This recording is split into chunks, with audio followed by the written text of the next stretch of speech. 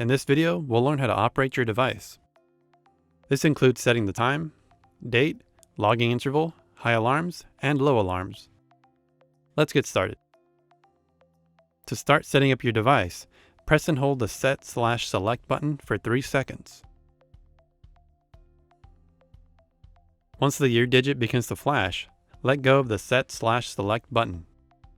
The device is now entered setup mode, and the year is currently selected. From here, press the up and down arrows to change the value of the year.